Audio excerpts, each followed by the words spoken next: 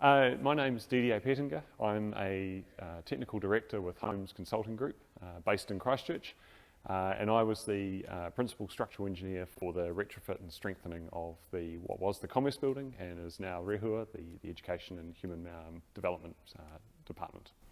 Yeah, I'll introduce myself too. My name is Killian Kraus. I'm part of a small undergraduate research group at the University of Canterbury.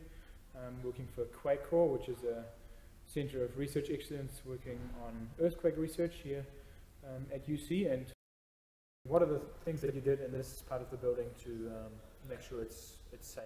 It's safe now. Well, the first thing was that because of the damage to the trusses that are above us here that were originally in the atrium, we completely removed all of the glass roof. Okay, so it was completely opened and all of that structure was removed.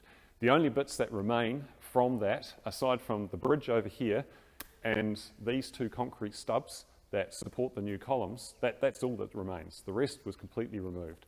And so that allowed us then to actually rebuild the atrium. And you can see now in here that there's all of this cross bracing in the roof plane.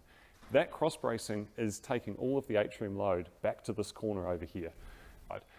Now, in front of us here is this diagonal brace. Okay, it's a steel tube, which is actually filled with like a concrete grout. Okay, so it's a fine concrete grout.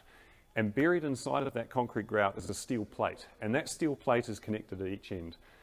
The outcome of this is a very high performance brace element, okay, and we call that a buckling restrained brace. And the reason that it's called that is that the steel bar, which is actually the mechanism for resisting the earthquake forces, is prevented from buckling, okay, and typically when you compress those and you put them into a compression force, they want to bow, okay. It's something similar to, you know, pushing on a ruler or something like that. It bows out of plane.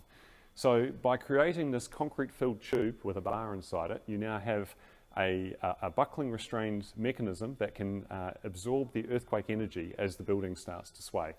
The other one that's over here is another type of brace. In this case, it's actually what we call a fluid viscous damper. And it looks very similar, but in size, it's definitely bigger. And the actual real mechanism of it is this part here, okay? And this is where all the action happens. These dampers are filled with a silicon fluid, and they act much the same as the shock absorber in a car, or maybe even the door close. When you try to close some of these doors, they have a soft close on them.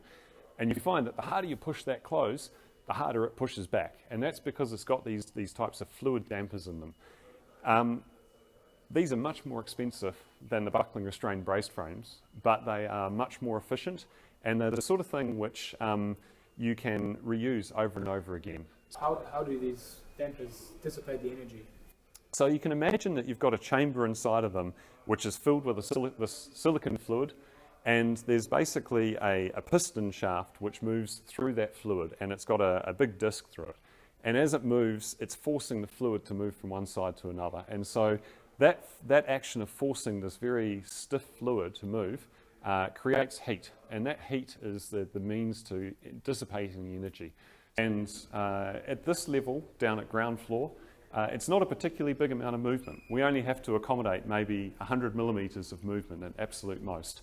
But as we go up the building, you can imagine that the two buildings, they want to sway different amounts, okay? And we've got to allow for the fact that you could get these two buildings that have quite different characteristics during an earthquake. They may sway together, and we want to stop them bumping up against each other. So at the top of the building, the seismic gap, which you typically see as just a steel plate in the floor with a rubber gasket around it, that movement joint at the top is about 600 millimetres. Okay? So you can imagine the two buildings moving together or moving apart from each other. That's the range of movement we've got to accommodate.